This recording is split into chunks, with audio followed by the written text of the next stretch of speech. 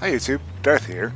This is Battle Plan, a series where I talk about the strategic planning that goes into winning on maps in Battlefield. Today's episode is about Conquest Siege of Shanghai, one of the vanilla maps you'll see in Battlefield 4. So let's look at the big picture strategies you can use to help you achieve victory. On Conquest Large, Siege of Shanghai has 5 points: Alpha, Bravo, Charlie, Delta, and Echo. But first, I'm going to talk about the point that everybody concentrates on in Siege of Shanghai, the skyscraper in the center of the map.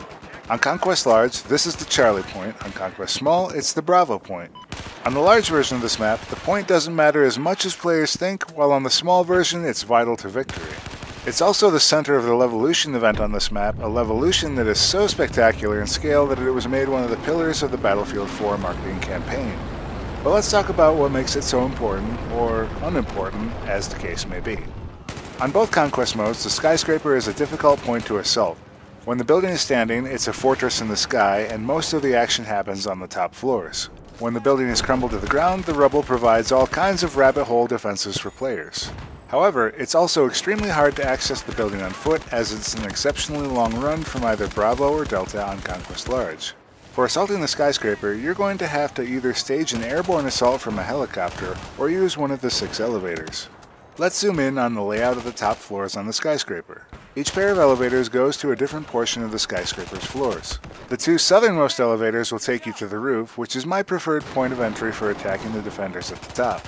However, this provides little cover if you're not careful with peeking the roof line. It also leaves you extremely exposed to enemy air power. Another problem that all of the elevators present is that they are easily covered points of entry onto the top floors. Support with C4 or a watchful eye and a quick draw can stop any assault from the elevators. If you're having this problem, it might not be a bad idea to try a helicopter assault instead of using the elevators. Keep in mind that the most powerful lock-on weapon in the game, the HVM2, is a pickup located on the top floors of the skyscraper. This is important as it can down a transport helicopter in a single volley.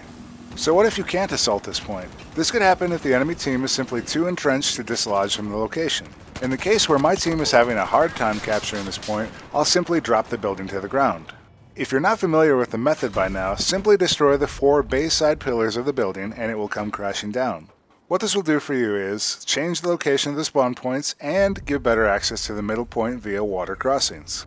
When the building is down, the spawn points on the map shift to the street in front of the building rather than being in and around the point. This makes it much harder for a team to control the point for any length of time. This is why you'll never want to bring down the building if your team is controlling it. It's a hard point to assault if your team has a squad defending it. It's an important point to hold on Conquest Small, and even on Large, you don't want to give access to the enemy team if your team is having no troubles controlling it. And it certainly provides a lot of extra mobility to the controlling team, as paratroopers can simply jump off of it and assault either side of the river from the rooftops.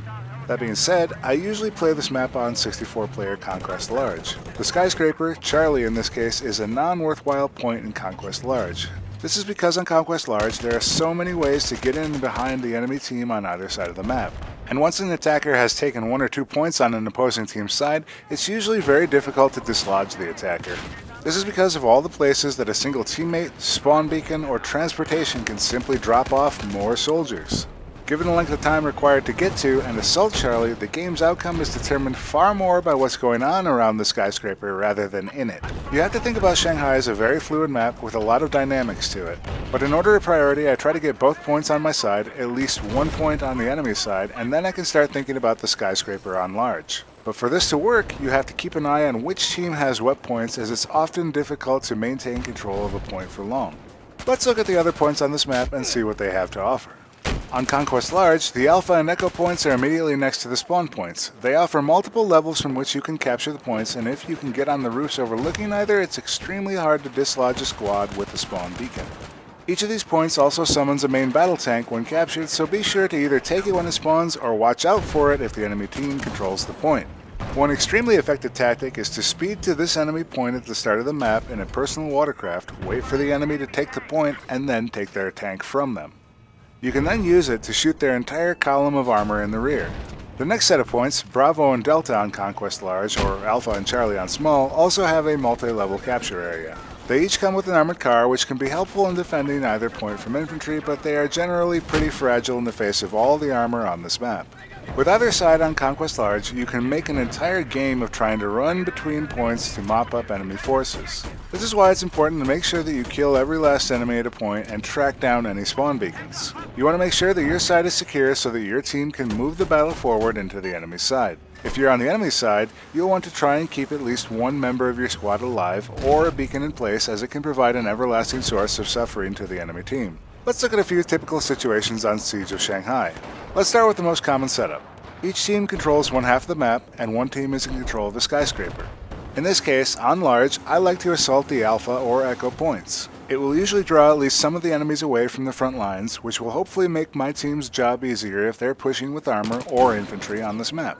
At the very least, it provides a nice point of entry to the enemy's side and usually has only a few enemies, if any, defending it. If the skyscraper is down, I usually like to make an amphibious assault on the ruins. This is because any reinforcements to the point have to walk across all of the rubble, and you'll almost always have enough time to take the point before any defenders spawning to stop you make it to the flag cap. Just remember to be expecting them. Let's look at another common situation, the scrambled flags. Each team has a flag on either side taken. In this case, I'd look more for a defensive role, and I'd try to eject the enemy team from my side of the map. The key is to be thorough, because you don't want a single enemy to undo all of your hard work. Once you've secured your side, you can then return the favor and help your team out on the enemy side. On Conquest Small, the map is just as dynamic, but there's a lot more struggle and emphasis placed on the skyscraper. And on Conquest Small, the skyscraper actually means quite a bit. There are only 3 flags, so as long as you have at least 2, you're on the path to victory.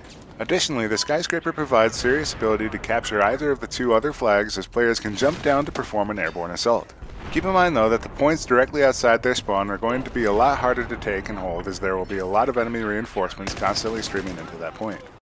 Let's talk loadouts. On Conquest Large, this map is extremely armor-centric. A lot of how your team does depends on how your armor does. Each team gets 4 pieces of armor, including their initial capture points.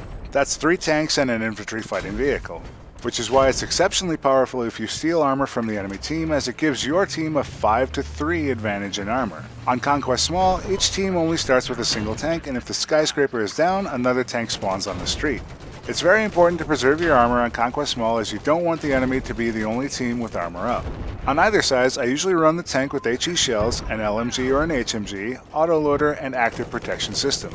In addition to lots of infantry, there are going to be a ton of heads-up armor fights on this map, and you don't want to lose them because you didn't equip your tank to win them. With this armor-centric map, it's important to run as an engineer. However, there are plenty of close-range fights, especially atop the skyscraper and in its ruins. So you'll also want to consider support and assault depending on where you're attacking. And because of all the rooftops, you're going to see a ton of camping recons. But don't do like they do. Rooftop camping is exactly how you lose this dynamic map. It's all about the treads on the ground on Siege of Shanghai. Instead, as recon, plant that spawn beacon in a hard-to-reach location and make the enemy's life miserable. If you're playing as an engineer, mining the entrances to the initial capture points is a definite winner. There are a lot of choke points in walled areas that make mines hard to see and even harder to avoid. As support, remember to bring along C4 for all of the tanks. The rooftops provide a great number of opportunities to rain C4 down on the narrow roads and catch tanks trying to capture points. Again, as recon, remember to bring along a spawn beacon and probably some C4 for the armor. Whatever loadout you choose, remember that Shanghai rewards aggression. Keeping the enemy constantly in their own backfield makes it a lot easier to hold on to your own. Hold on to a majority of the points and that's the game, or at least that's the plan. That's it for this episode of Battle Plan. If you liked this video, please consider giving it a like, and if you'd like to see more Battlefield 4 videos, please subscribe to my channel. If you got a map and a game mode you'd like to see me discuss in a future episode, please leave a comment below. And as always, thanks for watching, and I'll see you next time, YouTube.